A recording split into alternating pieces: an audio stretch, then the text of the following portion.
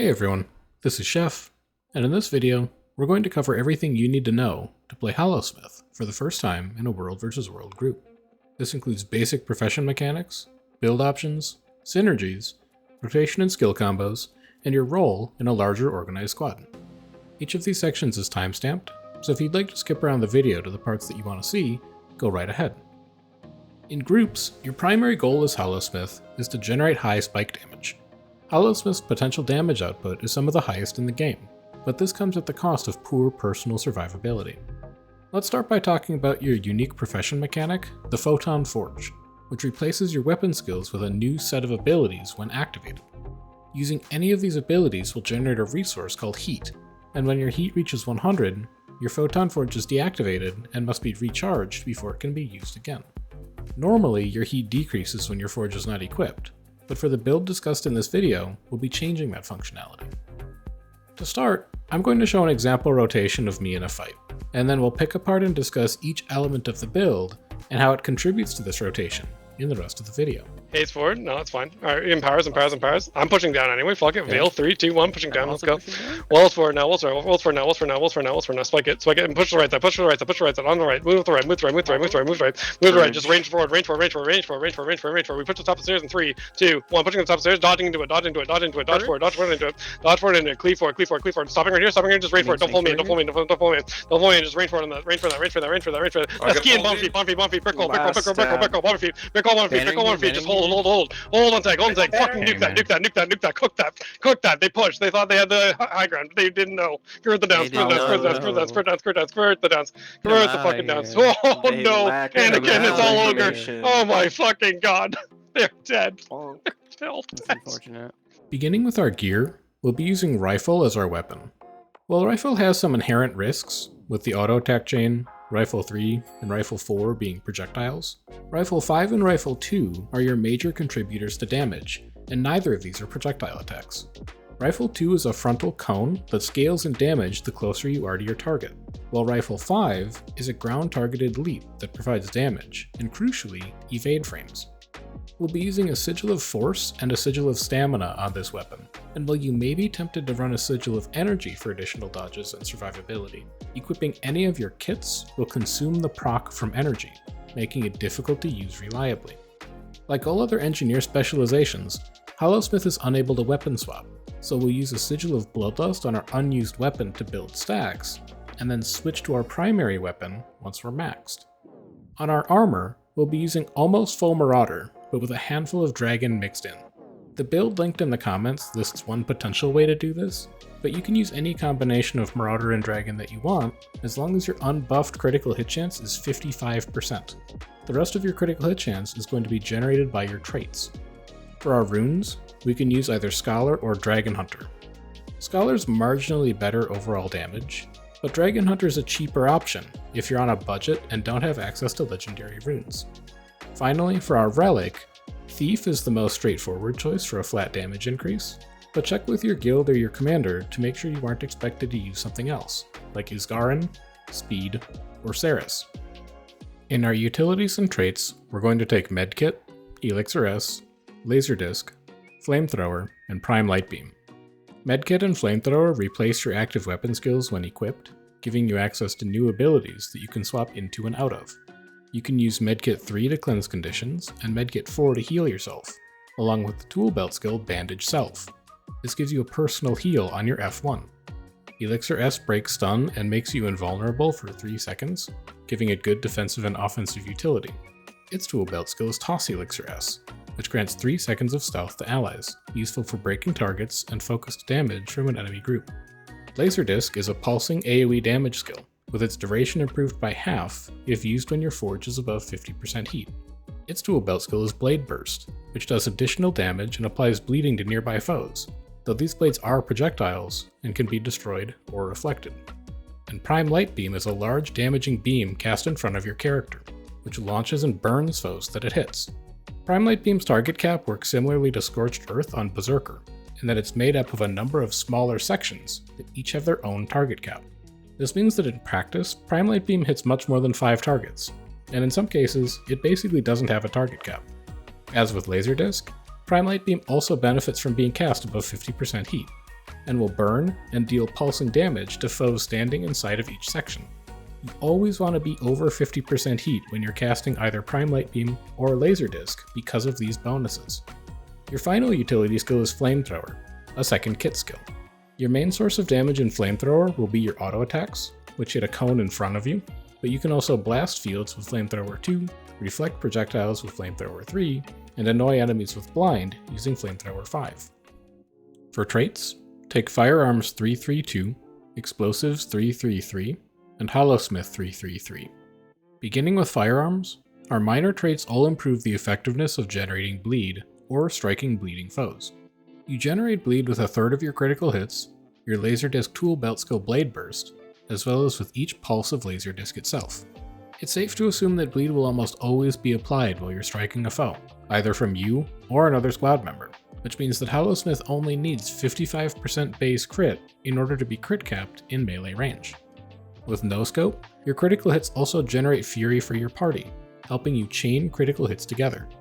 Your third major trait, Modified Ammunition, is a source of additional damage depending on the number of conditions applied to your foe. Despite using a flamethrower, we don't take Juggernaut, as the constant pulsing stability provided by the trait pushes your stacks to the front of the boon queue, making them the first thing that enemy strips remove. If there's no stability in your party, it's a good survival option, but considering that this comes at the cost of a significant damage increase, it's generally not worth taking in an organized group. Our choices in our Explosives trait line synergize with the Explosion property on a number of our weapon and utility skills. Our minor trait Explosive Entrance is a great source of our overall damage on Holosmith, and it emphasizes dodging before our sources of spike damage to help contribute to generating downs. Steel-packed powder causes our explosions to apply vulnerability, which includes Explosive Entrance, as well as Rifle 5, Flamethrower 2, Prime Light Beam, and Corona Burst, our Forge 3 skill. Shaped Charge then improves our strike damage against foes with vulnerability by 0.5% per stack. Our major traits further improve our strike damage based on our health and the health of our foes. Glass Cannon and Big Boomer improve our strike damage by 10% each, as long as our health is over 70% and higher than the enemy that we're attacking. With Blast Shield, we generate barrier when we use Explosive Entrance, and we also convert a portion of our power into Vitality, which helps us survive in melee fights with large amounts of damage. If you're comfortable with your survivability overall, Blast Shield can be dropped for Explosive Temper, which grants you stacking ferocity when striking foes with an explosion skill. But the extra barrier and raw health can be useful when first starting out on the profession, if you find that you're dying often. In the Holosmith trait line, we gain Laser's Edge, which improves our strike damage while in Forge as we accumulate heat. Our major trait Solar Focusing Lens improves our strike damage by 10% when entering, exiting, or overheating our Photon Forge, and also causes our subsequent attacks to apply burning. Our middle major trait, Crystal Configuration Zephyr, changes our Forge 2 skill so that it clears movement impairing conditions from ourselves, grants super speed to allies that pass through it, and applies cripple to enemies. And it's worth noting here that the super speed provided by Zephyr does not have a target cap, and will apply to any allies that pass through it. And our final major trait, Photonic Blasting Module, is the most significant change to the way that our Forge works. Normally, your heat decreases while your Photon Forge is unequipped, and reaching maximum heat triggers overheat, damaging you. With Photonic Blasting Module, however, your heat never decreases, and reaching maximum heat deals high spike damage to any nearby enemies. Holosmith has 3 damage phases, with a handful of skill combos for each. First is your spike damage skill combo. This includes stacking Blunderbuss, Jump Shot, or Blade Burst with Overheat or Prime Light Beam to generate stacks of downs during a fight. Once your Forge is overheated, you'll then use a cooldown rotation, which fills time while you wait for the Forge to become active again. Finally, once your Forge is off cooldown, you'll use a preheat rotation to apply focused spikes and rebuild heat while you wait for an opportunity to use your main damage spike again. When you're playing Holosmith, you'll be moving between each of these 3 sets of skill combos in order. You're usually going to hold your spike damage combos for a commander's call, as they represent the largest portion of your total damage and benefit from being synchronized with the rest of your group. Overheat and Prime Light Beam are singularly powerful spike abilities that are capable of generating downs on their own, and which of the 2 you use for your spike, or even both of them one after another, will depend on the current fight. Overheat excels in melee, as it strikes foes around you, but it can be a difficult skill to land successfully. Start by activating Laserdisc, so that it pulses as you're in melee. Then equip your Forge and use Corona Burst, Forge 3. This should push your heat to 100%, at which point your Forge deactivates, and overheat will trigger shortly afterwards. As soon as your Forge Kit drops, dodge once to prepare Explosive Entrance, then use Jump Shot, aiming for the outer edge of a group to generate an evade window to allow overheat to safely activate without you taking too much damage afterwards. You may want to follow this up with Elixir S if you don't get the timing or positioning right to ensure that you're invulnerable well in melee. Finally, use Blunderbuss and Blade Burst if it's safe to without projectile reflex to generate additional spike damage and create additional downs. Prime Light Beam, on the other hand, excels in narrow chokes and tight spots. Maximizing the value of Prime Light Beam involves hitting as many targets as possible with each of the damaging fields that the skill generates. So to use it, we want to take the time to line up a good shot. Dodge and position first, preparing a trigger for Explosive Entrance, then either select a target to track or deselect your current target and aim the beam by holding down right mouse. Prime Light Beam can be easily cancelled by moving, so make sure to stand still as it channels, and then after firing, activate Laserdisc and use Rifle 2, Rifle 5, and Blade Burst to cleave in the general area of the beam's damaging fields. You can even chain either of these reactions together if you find that you're in a fight where both skills can be used effectively, or you need as much damage as possible. With Photon Forge, Prime Light Beam, and Laserdisc all on cooldown, you'll now look to your cooldown skill combos to fill time while your core damage skills recharge. If your group is continuing to grind in melee, you can utilize Blade Burst, Blunderbuss, or your Flamethrower auto attacks to apply additional damage pressure in melee, generate downs, and single out individual enemy players who look like they're weakened. Flamethrower in particular is a good filler skill while you wait for your Forge to fully cool, though you may want to equip and unequip it regularly to check the cooldown on Blunderbuss in order to use that skill regularly as well. Once your Forge is ready to be reactivated, you'll want to equip it and begin building heat again. This is your last series of skill combos, your Preheat rotation. In Preheat, you can heavily utilize Forge 1 auto attacks and Forge 3 as sources of damage, as well as Forge 2 as a source of super speed for your squad if you're moving or repositioning. If you need to build your heat up quickly, you can also use Forge 4 and Forge 5 to reach the 50% and 90% thresholds as fast as possible. As with preheating your Forge, unequip once it's at 90 to 95 heat and wait for your next spike opportunity. If you think you've gotten your timing wrong, and you can't unequip your Forge before it would trigger an overheat, you can use Elixir S in an emergency to break out of it early.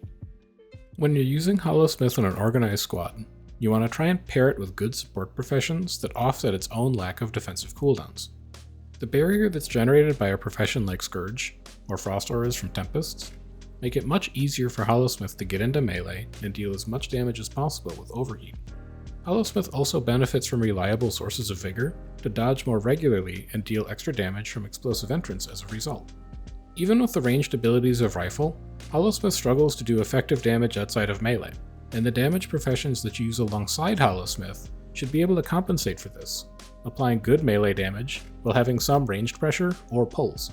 This would include professions like Berserker, Dragon Hunter, or Reaper alongside them. Holosmith has a lot of complexity and build diversity, and favors players who enjoy high-risk, high-reward playstyles. I think these represent the basics of playing the profession effectively for a world versus world group, but you should be aware that the rotation isn't necessarily always this strict. Many different combinations of Holosmith's burst skills can be used to generate downs, and the particular order that you use them in will depend on your commander, your group, and the specific fight that you're in. In any case, I hope that this video has been a useful resource for you as you navigate that learning process. If there's anything in this video that wasn't clear, or that you disagreed with, why not leave a comment to let me know? And if you want to see more videos like this, consider liking the video and subscribing to the channel. I also stream on Twitch every Tuesday, Wednesday, and Friday if you'd like to watch me play some of these builds in real time and ask questions there. But until then, I've been Chef, and enjoy the rest of your day.